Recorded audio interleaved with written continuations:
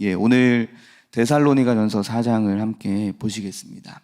먼저 본문을 쭉 우리가 읽어 나가면서 함께 이 본문 말씀 속에서 어떤 메시지를 우리가 묵상할 것인가 오늘 함께 보겠습니다.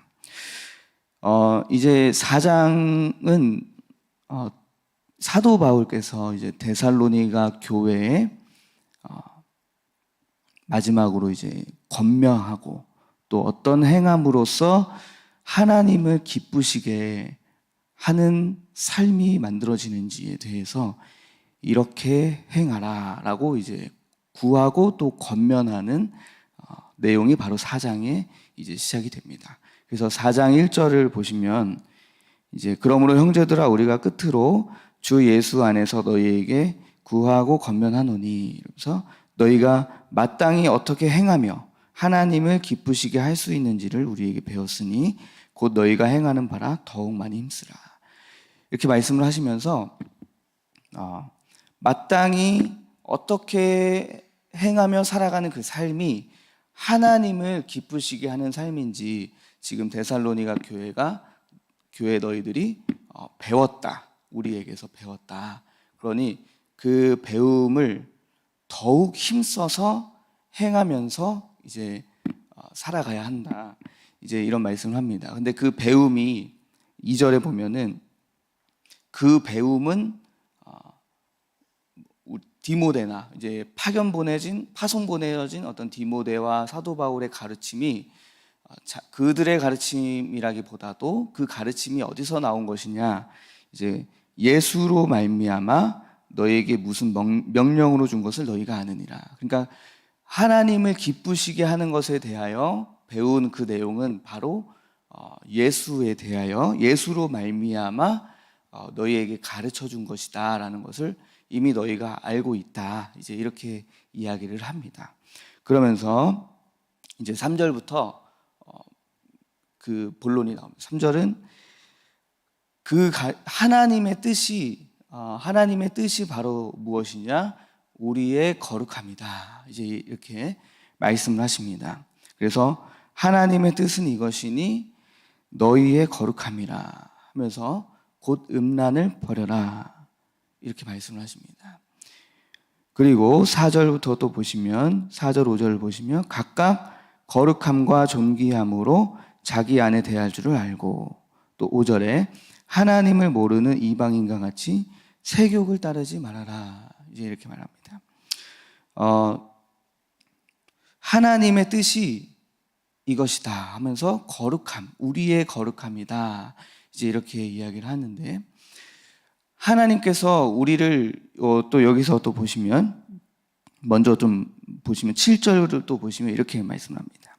하나님이 우리를 부르심은 부정하게 하심이 아니요 거룩하게 하심이니 이렇게 말씀하셨습니다. 하나님께서 우리를 이 땅 가운데 교회로 또 성도로 또 그의 자녀로서 우리를 부르신 그 목적과 뜻은 우리가 구원을 받고 그냥 거기에서 내가 살기 위한 구원으로 그치는 것이 아니라 우리 스스로가 하나님 앞에서 거룩한 성품을 닮아가는 것에 그 하나님의 뜻이 바로 있다라는 것입니다. 거기까지 이제 가는 것입니다. 구원을 넘어서 이제 우리가 우리 스스로 하나님 앞에서 거룩해지는 것. 왜 거룩해지는 것이 중요합니까? 우리가 거룩해짐을 통하여서 우리의 거룩해짐을 통하여서 영혼이 구원을 인도받을 수 있기 때문입니다. 하나님을 모르는 이방인들이 우리를 보았을 때 뭔가 다르다라고 깨닫게 되는 거. 하나님을 믿는 사람은 어떤 그 삶이 좀 뭔가 다르네라고 이제 될 수 있는 것들, 이런 모든 삶이 바로 이제 거룩함으로부터 시작된다라는 것입니다. 그래서 우리가 하나님의 뜻이 이 거룩함에 있는 것을 알고 우리의 삶을 거룩한 삶으로 만들어가고 거룩한 영성을 또 우리가 회복하고 만들어가야 하는 또 우리의 의무가 있다라는 것을 기억해야 합니다. 그래서 또 보시면은 이 음란을 버려라 이렇게 말합니다. 3절에 하나님의 뜻은 이것이니 너희의 거룩함이라 곧 음란을 버리고 이렇게 말씀합니다. 저는 이제 이 말씀 묵상하면서 거룩함의 가장 이 끝단에 대치되는 것이 뭘까라고 좀 묵상을 하다가 이제 이 말씀처럼 음란이다라는 게 좀 묵상이 됐습니다. 음란은 여러분 무엇입니까? 음란은 뭔가 이렇게 성적으로 문란하다고 우리가 표현을 하죠. 성적으로 문란하다는 것은 이렇게 비유를 하면 될 것 같습니다. 이제 저도 그렇고 이제 뭐 여기 계신 모든 분들이 또 아내분들도 계시지만 결혼을 이제 하셨습니다. 결혼을 하면 결혼의 이 배우자가 이제 일생에 딱 한 명의 배우자로 우리가 평생을 그 배우자를 살아갑니다. 뭐 중간에 어떻게 또 이별하게 되고 또 사별하게 되는 이제 경우도 있지만 그러나 대개는 한 명의 배우자를 우리가 평생으로 이제 함께 살아갑니다. 근데 중요한 것은 이 음란은 무엇이냐면 이 배우자의 자리에 결혼한 배우자도 있고 다른 이성도 있고 또 여러 가지 막 이 자리에 이제 문란하고 난잡하고 혼잡하게 이 자리를 계속 채우는 것이 바로 이제 음란입니다. 그러면 성적으로 음란하다라는 것은 대상이 계속 바뀌는 겁니다. 결혼으로 우리가 약속한 그 언약의 대상, 나의 배우자가 계속해서 스스로 생각하기를 내 마음속에서 바뀌고, 그래서 세상은 그래서 이제 그 간통죄라고 하죠. 간통죄를 이제 폐지하면서 사랑하는데 그게 뭐 어떻게 죄가 됩니까? 하면서 이제 그 간통죄를 폐지하면서 상대를 이제 바꾸게 되는 어떤 이제 그런 문화, 그리고 세컨드라고 하죠.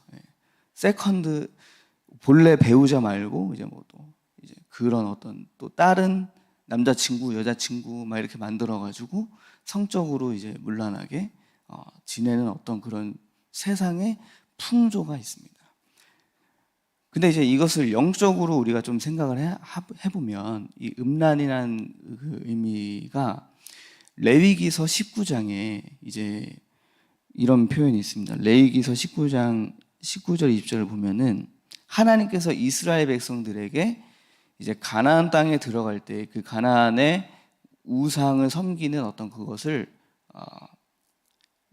이 풍습을 따르게 하지 않기 위하여서 그들에게 어떤 삶 속에서 살아갈 때에 하나님의 그 거룩하신 성품을 깨달을 수 있도록 그 규례를 정하신 게 무엇이냐면 이것입니다. 19장 19절 보면은 너의 가축을 다른 종류와 교미시키지 말며 이렇게 말씀하십니다.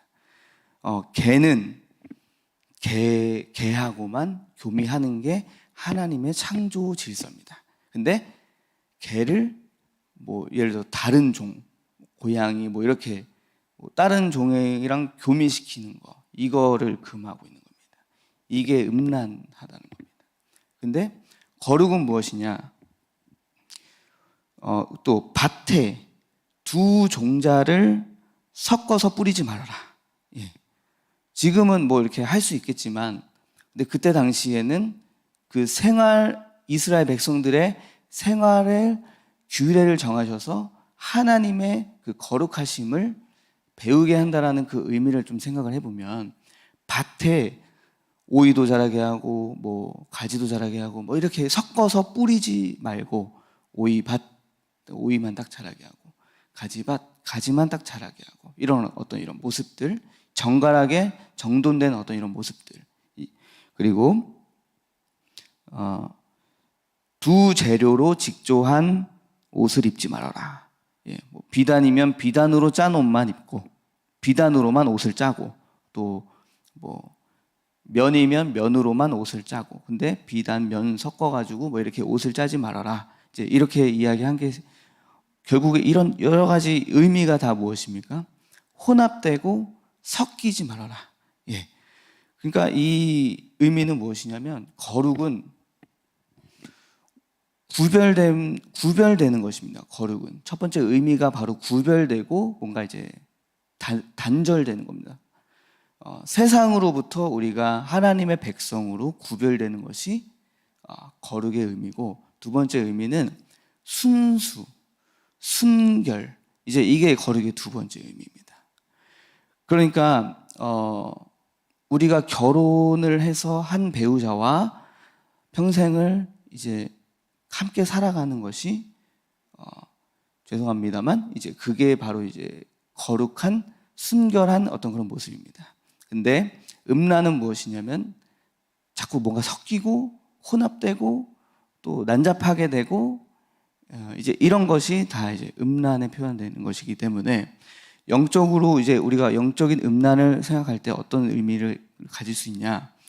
우리는 하나님만을 섬기고 유일하신 하나님만을 섬기며 살아가는 그 신앙 공동체인데, 그리고 삼위일체의 하나님을 믿는 것이죠. 성부 하나님, 성자 예수 그리스도, 성령 하나님을 이제 믿는데, 그 외에 다른 것을 자꾸 그 자리에 끼게 하고 뭔가 혼합하게 하고, 그래서 그 WCC라고 하는 종교 혼합주의라는 것이 이제 그게 바로 이제 영적인 음란입니다. 예수 그리스도 외에 석가모니도 구원을 받고 또 토속 종교도 구원의 길이 있고 하는 그 모든 것이 바로 영적으로 볼 때 그것이 음란하다라고 이야기를 하는 것입니다. 그러니까 하나님의 뜻은 이렇게 거룩함이 우리에게 있는 것인데, 그것에 단절되고 구별되고 또 순결함의 가장 반대로 극단에 서 있는 것이 바로 음란이다라고 이제 묵상이 되었습니다. 그래서 사도 바울께서도 하나님의 뜻이 거룩함인데 이 거룩함을 위해서 우리가 버려야 할 것은 음란이다, 이제 이렇게 이야기를 합니다.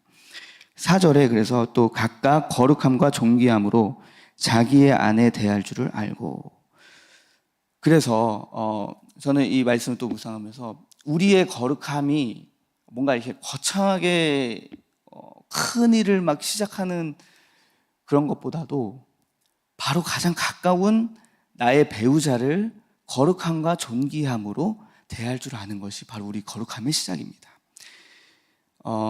혹은 자녀들은 부모님을 거룩함과 존귀함으로 대할 줄 아는 것이 자녀들의 거룩함의 시작이 되는 것이고, 부모님들은 또 우리 자녀들을 거룩함과 존귀함으로 대할 수 있는 것들, 또 내 가정부터 이 각각 거룩함과 존귀함으로 내 가족들을 대할 수 있는 것이 우리의 거룩함의 시작입니다. 그게 거룩하면 어떻게 저렇게 깨끗하게 막 할 수 있어, 인간은 다 실수하고 연약하고 넘어지지 라고 하지만, 그러나 성령께서 우리 안에 계셔서 우리를 도우시기 때문에 그것이 가능한 것이고, 그 시작이 나의 거룩함으로부터 시작하여서 가장 가까운 내 배우자, 자녀, 부모, 형제들, 자매들로부터 시작하는 그 각각 거룩함으로 대하고 존귀함으로 대하는 것으로부터 시작하는 것이 바로 우리의 거룩함의 시작이 되는 것입니다. 그래서 배우자를 거룩함으로 대한다는 것이 아까 말씀드린 그 음란의 의미를 이야기하면서 말씀드린 겁니다. 내 결혼한 배우자의 그 자리에 다른 이성들이 다 자꾸 끼는 것은 거룩함으로 대하는 것이 아닙니다. 내 마음으로 막 무수히 수많은 그런 어떤 이성들을 상상하고 또 성적인 어떤 그 문란함을 가지고, 그게 아니라 우리의 마음이 항상 내 배우자를 향해 있고 하는 것이 바로 이제 거룩함으로 우리가 대하는 것입니다. 존귀함으로 대하는 것은 무엇입니까? 저는 존귀함으로 대하는 것을 묵상할 때 내 배우자를 존귀함으로 대하라 했을 때 내 배우자를 예수님처럼 대하는 것이 바로 존귀하게 대하는 것이다 라는 것입니다. 우리가 예수님께 욕하지 않죠. 예수님께 쌍욕을 하진 않잖아요. 그죠? 예수님을 막 시종 부리듯이 우리가 뭐 이렇게 막대하거나 또 폭력을 행한다거나 폭언을 행한다거나 그러지 않잖아요. 근데 왜 우리는 항상 우리의 배우자를 대할 때 이런 존귀함이 없이 폭언을 행하고 야야 막 이러거리고 이제 이런 것들이 이게 이제 존귀하게 배우자를 대하는 모습이 없는 겁니다. 근데 저는 또 묵상을 할 때 내가 그렇게 대하면, 내가 막대하고 폭언으로 내 배우자를 대하면 내 가치가 그렇게 돌아오는 겁니다. 내가 존귀하게 배우자를 대할 때 나도 존귀하게 이제 되는 것입니다. 목사님께서 강단에서 메시지를 선포해 주실 때 이제 그랬잖아요. 그 배우자를 이제 그 왕비처럼 하는 것이 내가 그 왕비처럼 대하는 것이 바로 이제 내가 왕이 되는 것이다. 근데 종처럼 부리면 내가 노예가 되는 것이죠. 그런 것처럼 우리가 배우자를 대할 때 거룩함과 존귀함으로 대하는 것이 왕비처럼 대하고 예수님처럼 대하고 하는 것이 바로 우리 스스로가 또 거룩하고 존귀하게 여겨질 수 있는 그 축복의 통로가 된다는 것입니다. 근데 우리는 너무 배우자를 향해서 막대하고 이제 이런 것들을 통해서 너무나 많은 그 가정의 문제와 상처가 이제 있다라는 것이 좀 많이 묵상이 되어집니다. 이 거룩함과 존귀함으로 대한다고 이제 했을 때 이제 저희 가정의 좀 이야기가 좀 이제 간증을 좀 하자면은 제가 참 결혼할 때 이제 그 하나님 앞에 기도했던 내용은 뭐였냐면 좀 세상의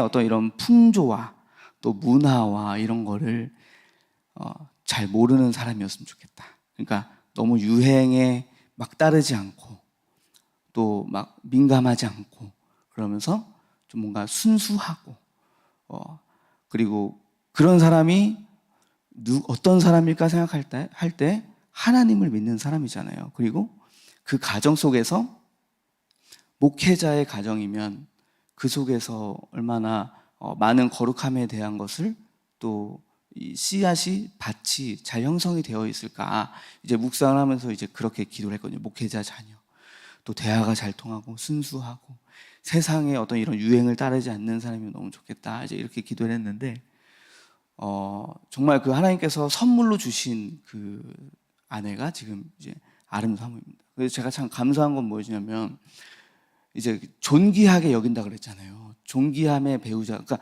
제가 이렇게 아내에게 존귀함을 많이 받는 사람이었더라고요.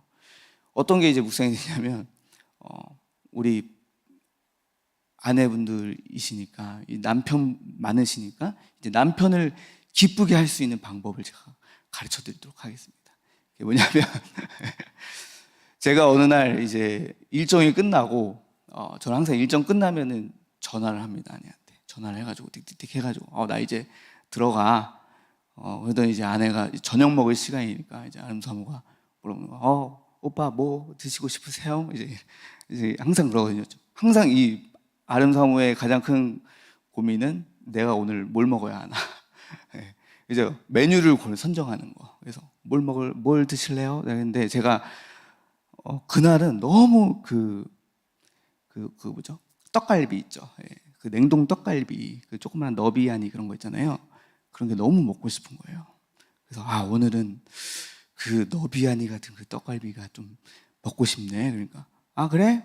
알았어. 끊어. 이러더니 딱 뚝 끊고서 보니까 그때 만삭때였거든요. 만삭때였는데 이 사람이 어떻게 하려나 했더니 보니까 딱 주차를 딱 하고서 차문을 탁 닫고 이제 가는데 갑자기 저기서 오빠 하면서 이제 한 손에 그 너비아니 그거를 이제 들고서 여기서 막 같이 가 이러면서 막 이렇게 흔들면서 막 오는 거예요. 그 홀몸도 아니 그 배에 막 오는데 막 오는데 거기서 1차 감동했어요. 이 홀몸도 아닌 그 무거운 몸으로 내가 먹고 싶은 것을 위하여 이렇게 희생하는 사람이 내 배우자라니 참 감사하다 했는데 저희 집이 계단이잖아요. 계단을 딱 올라가는데 그날 약간 그 전날 비가 추적추적 좀 왔어요. 그래서 비가 추적추적 오면은 슬리퍼 신으면은 이제 그 걸을 때 뒤꿈치에 흙탕물도 좀 튀고 그러잖아요. 근데 올라갔는데 계단을 딱 올라갔는데 그 아내의 뒤꿈치를 보는데 막 흙탕물이 막 이렇게 튀어 있는 거예요. 근데 그거 보고 찡한 거예요.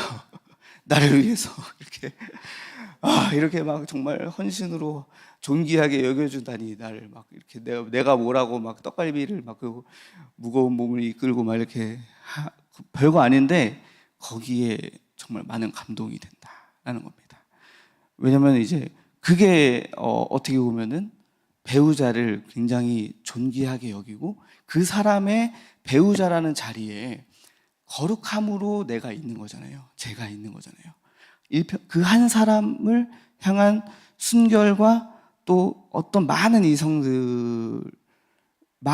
그 이성들을 만날 건데 그 속에서 그 이성들을 다 단절하고 구별되어서 나 한 사람만을 받아들인 그 순수한 순결한 그 모습이 바로 그 존귀하게 날 여기는 그 모습이다라는 걸라고 할 때 바로 우리도 이처럼 나의 배우자를 향하여서 그를 향하여서 이렇게 희생하고 헌신하고 그를 그 순결하게 바라봐주고 하는 거, 예.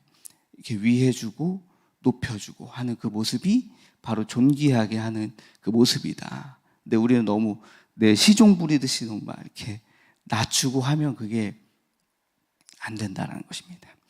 그래서 또 5절에 보시면 하나님을 모르는 이방인과 같이 세욕을 따르지 말아라. 예. 이때 데살로니가 지역은 이제 항구 도시입니다. 항구 도시. 항구 도시는 이제 그 성적으로 어떤 이 쾌락을 즐기는 것이 유흥을 하는 것이 굉장히 그들의 삶 속에서 기쁨으로 자리 잡고 있었는데 그게 그렇게 세상의 풍조를 하나님을 모르는 이방인들은 그렇게 세욕을 따라서 즐거움을 찾지만 그렇게 세욕을 따르지 말라는 것입니다. 그래서 오늘 저도 묵상을 하다가 성적인 그 어떤 죄를 우리가 범하지 않으려면 어떤 장소, 음란을 반드시 저지르도록 하는 어떤 그 장소가 있습니다.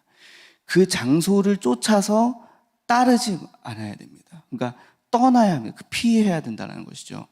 성경에서 요셉이 그렇게 피한 겁니다. 보디발의 아내가 유혹을 하였을 때 내가 어찌 그 장소에는 보디발의 아내와 요셉밖에 없었지만 요셉의 항상 그 의식은 하나님을 경외하는 의식, 호람돼요. 그러니까 하나님이 눈에 보이지 않지만 내가 어찌 하나님 앞에서 죄를 범하겠습니까? 그리고 당신의 그 부군인 그 보디발에게 어떻게 내가 죄를 범하겠습니까? 하면서 이제 그 자리를 피했습니다. 그러니까 성적인 어떤 이 죄를 짓지 않으려면 그 자리를 피하는 게 가장 좋습니다. 저도 군대에 있을 때 이제 그런 성적인 어떤 그 문화 속에 놓여져 있었던 적이 많이 있습니다. 군대를 가면 특히 이제 그런 유혹들이 있고 그리고 이제 그 실제로 그렇게 행하는 우리 이 사람들이 많이 있는데 그 속에서 이길 수 있는 것은 그 자리에 가지 않는 게 일단 첫 번째입니다. 따르지 않아야 됩니다. 세욕을 따라가는 그 자리에 따르지 말고 피하는 것이 가장 좋습니다. 그래서 그 자리를 멀리 해야 된다. 그리고 또 6절에 보시면 이 일의 분수를 넘어서 형제를 해하지 말라. 이는 우리가 너희에게 미리 바라고 증언한 것과 같이 이 모든 일을 주께서 신원하여 주심이라. 그러니까 분수를 넘어서 형제를 해하지 말라라는 것을 교회 공동체 속에서 어떤 이 세욕을 따르는 이것을 계속 해결하지 않고 남겨두면 교회 공동체 속에서 또 이렇게 음란의 죄를 저지를 수 있는 이 가능성이 있을 수 있습니다. 근데 이게 분수를 넘어서 형제를 해야 하는 겁니다. 그래서 내가 음란을 저지르는 것, 내가 세욕을 따라서 배우자를 저버리고 하는 이 모든 일들이 바로 형제를 아프게 하고 다치게 하는 일이 되는 것입니다. 그래서 음란의 죄가 나뿐만 아니라 그 대상도 그 피해자도 굉장히 아프게 하는 죄인 것입니다. 그래서 교회들의 어떤 그런 기사들이나 어떤 이런 내용들도 많이 봤을 때 성적인 어떤 그런 죄를 많이 지었던 기사들도 이제 많이 올라오는 것을 볼 때 그곳에 참 많은 아픔이 있는 것을 또 우리가 알 수 있습니다. 그래서 거룩함은 먼저 이 음란을 우리가 성적인 죄를 버려야 한다는 것입니다. 그래서 하나님께서는 우리를 위하여 우리를 부르신 그 하나님의 뜻은 우리가 거룩하게 살 수 있도록 하기 위하십니다. 우리를 거룩하게 하심이 바로 우리를 교회로 부르셨다라는 것입니다. 교회라는 그 헬라어의 뜻이 에클레시아라는 뜻인데 이 에클레시아는 부르심을 받은 자입니다. 부르심을 받은 자는 어디로부터 우리가 부르심을 받았냐면 세상으로부터 우리가 부르심을 받은 겁니다. 그래서 이 세상으로부터 부르심을 받았다라는 이 말 자체의 의미 속에 거룩함이 있는 겁니다. 세상으로부터 구별되어 우리가 부르심을 받은 이 교회가 바로 이제 거룩한 공동체라는 것입니다. 그래서 우리가 거룩함을 잊어버리면 하나님의 뜻을 잊어버리는 것이고, 레위기서 11장에서도 이제 말씀하시는 것이 나는 너희의 하나님이 되려고 너희를 애굽 땅에서 인도하여 낸 여호와라. 내가 거룩하니 너희도 거룩할지어다 라고 말씀하신 것이 우리의 하나님이 되려고 우리를 부르셨다. 그죠? 애굽 땅에서 구원하셨다. 그래서 우리의 하나님이 되도록 또 이제 하는 우리의 삶의 그 모습이 바로 이제 거룩한 것을 놓치지 않아야 된다라는 것입니다. 그래서 우리가 거룩을 잊어버리면 우리가 하나님의 백성이 사실은 이 모습을 좀 돌아봐야 되는 것입니다. 그래서 또 8절에 아주 중요한 내용이 나오는데, 그러므로 이제 우리가 거룩하게 사는 그 삶, 또 거룩을 저버리는 것, 이 저버리는 것이 사람을 저버리는 것이 아니라 성령을 보내주신 하나님을 저버리신다라고 이제 이야기합니다.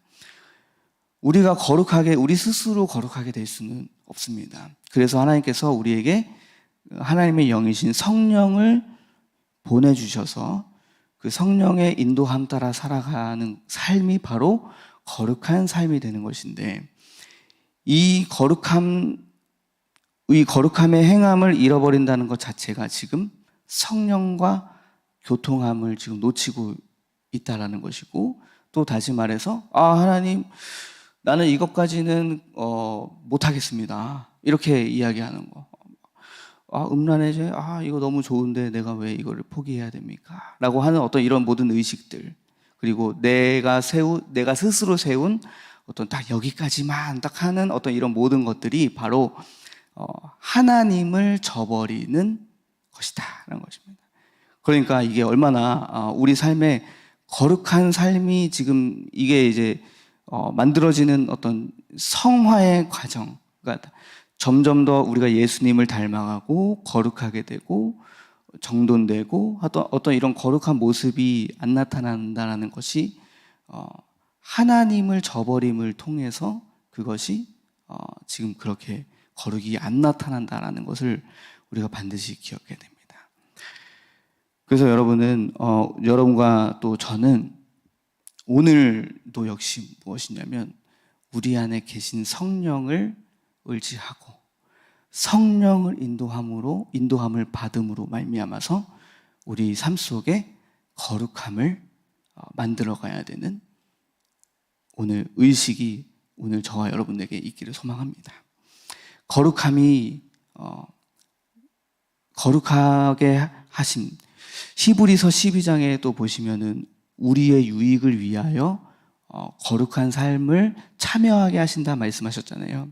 그럼을 통해서 의와 평강의 열매가 우리 속에 있다라고 할 때 이 거룩한 삶의 그 모습 자체가 지금 하나님과 정말 올바른 관계로 나아가고 있다는 사실을 우리가 반드시 기억해야 됩니다. 그래서 또 9절과 또 12절을 쭉 보시면은 이제 형제 사랑에 대하여 이제 나옵니다. 이제 데살로니가 교회의 어떤 그 모습 속에서는 형제 사랑에 관하여서는 너희에게 뭐 책망할 어떤 권면할 것도 없이 지금 잘하고 있다 이제 이야기를 합니다. 그러면서 이야기하는 것은 뭐냐면 11절에 너희에게 명한 것 같이 조용히 자기 일을 하고 너희 손으로 일하기를 힘쓰라. 그리고 12절 이는 외인에 대하여 단정히 행하고 또한 아무 궁핍함이 없게 하려 함이라. 또 거룩한 삶의 모습과 또 형제 사랑에 대한 모습을 우리가 좀 묵상을 해볼 때 무엇이냐면 묵묵히 하나님 앞에서 자기의 일을 해나가는 것이 우리가 거룩한 삶을 또 지켜가는 것이고 또 공동체 속에서 우리가 공동체는 다 일이 연계되어 있잖아요. 그래서 자기의 일을 하는 것이 바로 또 그 형제 사랑의 또 모습이 될 수 있다는 것입니다. 내 위치에서 묵묵히 자기의 일을 열심히 하는 어떤 그 모습, 그게 이제 근면성실이잖아요. 근데 또 여기 이는 12절에 외인에 대하여 단정해요 또한 아무 궁핍함이 없게 하려 함이라. 이거를 세 번역으로 보면 어떤 의미가 있냐면 이제 이렇게 말씀하십니다. 세 번역에 보면 신세지는 일이 없도록, 신세지는 일이 없도록 그렇게 성실하게 우리의 삶까지도 거룩하게 살아야 된다. 근면성실하게. 그러니까 형제를 사랑해서 남의 그 삶을 돌보다가 자기의 삶을 돌아보지 못하는 어떤 그런 삶이 되는 것이 아니라 자기의 삶도 성실하게 하면서 그 형제의 삶을 또 돌아볼 수 있는 어떤 그런 삶이 되어야 된다는 것입니다. 근데 이제 이런 분들이 있어요. 너무 그 사랑이 막 많으셔서 여기저기 막 많은 사람들의 어떤 삶을 막 이렇게 돌봐주고 막 해주고 정작 자기의 삶을 이렇게 내팽겨치는 어떤 그런 분들도 있을 수 있거든요. 그런 모습이 있을 수 있거든요. 그러면서 이제 사랑으로 나는 이렇게 섬기는 거야 하지만 여기서 사도 바울이 권면하는 것은 무엇이냐면 너의 삶을 더 묵묵히 행하고 근면성실하고 신세지지 않을 수 있도록 게으르지 말아라. 너의 삶에 대하여 이렇게 이야기를 합니다. 그러니까 우리가 신세지를 지는 것보다 우리가 도와주고 또 이렇게 손을 또 내밀어 주는 것이 더 좋은 모습이잖아요, 사실은. 근데 신세지는 것이 나쁘다는 것은 아닙니다. 도움이 필요할 땐 반드시 그 도움을 받는 것이 중요하지만 우리 삶 속에서 우리가 근면성실하여 자립할 수 있는 그 능력이 있다면 그게 더 좋은 것이잖아요. 그래서 그 자립할 수 있을 정도로 근면성실해라. 너의 삶을 돌봐라. 라고 이제 이야기를 합니다. 그러면서 저는 오늘 이 말씀 속에서 우리가 거룩을 지키기 위한 싸움을 해야 되겠다. 이제 그 싸움은 뭐냐면 오늘 거룩함, 곧 음란을 버려라 라고 했을 때 이 정욕을 버리는 거. 요한일서 2장에 나와 있죠. 요한일서 2장 16절에 사단은 무엇을 가지고 우리를 괴롭힙니까? 세상에 빠지게 하는 것인데, 세상을 사랑하게 하는 것인데 세 가지를 가지고 우리를 유혹하잖아요. 육신의 정욕, 안목의 정욕, 이생의 자랑을 가지고서 우리를 공격합니다. 육신의 정욕은 무엇입니까? 사도 바울이 갈라디아서 5장 19절 이하에 말했던 육신의 소욕을 따르는 거, 음행, 또 더러운 거, 호색, 이런 것들. 여기서도 육신의 일은 분명하니 하면서 음란에 대한 성적인 죄를 가장 먼저 또 이야기하는 것이 이것입니다. 육신의 정욕에 가장 먼저 두드러지게 지금 나타나는 것은 성적인 죄라는 것입니다. 그러니까 이제 우리가 이 육신의 정욕과 오늘 지금 우리가 거룩을 지키기 위하여서 싸워야 하고, 안목의 정욕은 무엇입니까? 보는 것으로 죄를 짓는 것이죠. 보는 것으로 인하여서 이 성적인 어떤 그 음란함이, 저는 이렇게 봤을 때 이거를 계속 묵상하고 막 떠나지 않으면은 무엇을 보든지 다 그렇게 보여지는 게 진짜 무서워. 사단이 그렇게 우리의 눈과 마음과 생각을 그렇게 다 가로막습니다. 근데 이것을 버려야 됩니다. 이거를 싸워야 됩니다.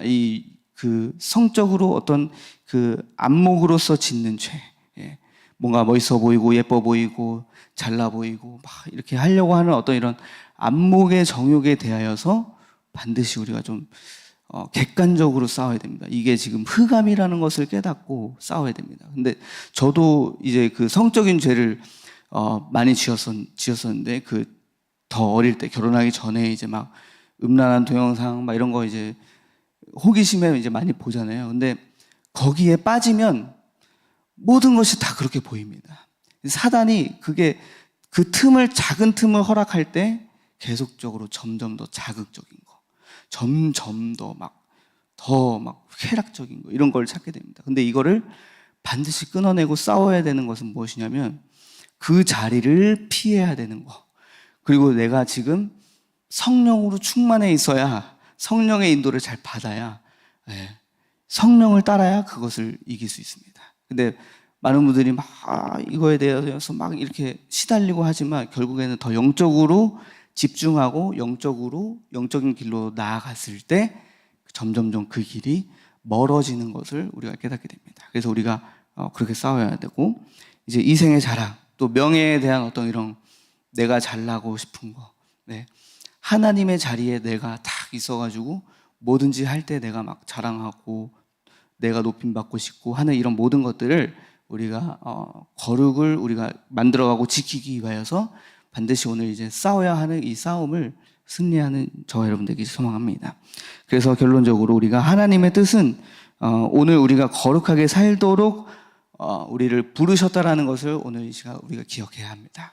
이 거룩을 반드시 지키고 그리고 우리의 거룩은 나의 가장 가까운 배우자 그리고 가족 이 형제 자매를 거룩하고 존귀함으로 대하는 것부터 이제 우리가 시작한다는 사실을 반드시 우리가 알아야 되고 또 거룩한 삶을 우리가 저버리는 것 거룩을 지향해 나아가는 어떤 이런 모든 것을 싫어하고 저버리는 것은 무엇이냐면 사람을 저버리는 것이 아니라 하나님을 저버리는 죄다라는 사실을 우리가 기억하고 오늘 이 시간 우리가 근면성실하게 묵묵히 자기의 일을 또 만들어가고 성실히 이행할 수 있는 거룩함으로 또 우리가 나아가는 우리 성도님들 되기를 간절히 소망합니다.